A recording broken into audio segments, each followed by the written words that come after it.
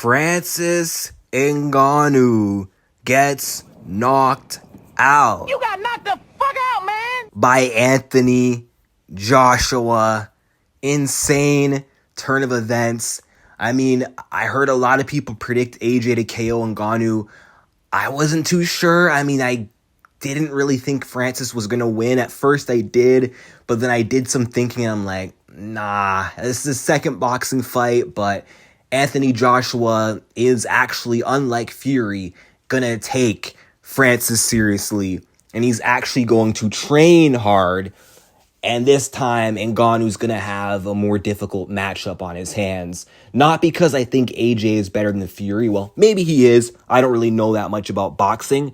It's just that I knew he was going to fight another high-level boxer, that was actually going to be better prepared. Now that he's seen Ngannou's debut in boxing, I just feel like he would have learned from a guy like Tyson's mistakes and do better, and that's what he did. But wow, Ngannou getting slept feels surreal, man, because in MMA, Francis Ngannou was always known to be indestructible. He had this aura about him where it's like, he's got this granite chin, you can't KO him, but he can he can KO you with one shot.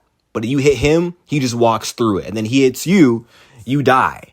But that dynamic completely changed when he fought Anthony Joshua. I thought Tyson Fury would do him like that. I thought Fury would knock him out. Instead, Anthony Joshua beat him. I predicted Tyson would KO Ngannou, but I thought AJ would probably win by a decision but get a few knockdowns. But no, he just ended Ngannou, and Ngannou needed an oxygen mask like Adesanya after Pereira knocked him out. And I just wonder, how is this going to affect Francis going forward now when he returns to MMA and the PFL? Because, like I said, Ngannou kind of lost that aura about him that made him so scary. Even though, yes, MMA and boxing, it's a different sport.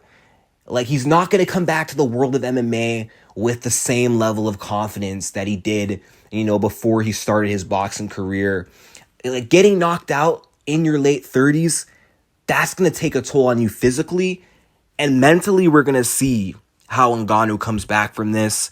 So looks like he's going to fight Renan Ferreira next, the PFL heavyweight champion, the 6'8" monster. I don't want to rule out Ngannou. Like, anytime before the AJ KO, I would pick Ngannou all the way, but now he's coming off a knockout loss, and this Renan dude is dangerous, so now he might have a better chance. Like, Ngannou could be psychologically broken going forward, and that chin could also be cracked as well. But wow, I feel bad for Ngannou because he came off that Fury fight like high on confidence, because he on paper is considered to be the guy that beat Tyson, the only man to beat him, and was robbed. So he came out of that fight uber confident, feeling on top of the world. Everyone was praising Ngannou. He became a superstar off that fight. All that just to get knocked out by Anthony Joshua. Now nobody's fearing Ngannou anymore. He's no longer seen as the baddest man on the planet these days. And I think that light of his, that star, just might have been dimmed. But we'll see what happens in his next fight. I think Ngannou should stop boxing, though, because I know it was his dream to be a boxer, but if he was going to be successful in boxing, he should have went with boxing over MMA. Like, he shouldn't have went MMA first for a decade and then box, after his MMA career is over. Like, no, he should have boxed first, try MMA later. Because if he started off as just a boxer and stuck with it, he might have actually gained experience throughout the decade, might have actually developed some, effective boxing skill, and might have been able to hang with some of the best boxers in the world. But I think now it's too late. He's 36, 37 years old now. Not enough time for him to develop and, reach his full potential as an elite boxer. So just go to PFL. And if you beat Renan Ferreira, just stick with PFL. Stick with catching bodies in the PFL against some cans. And but wow, the lights went out in the Cameroon. Good night, Francis Ngannou.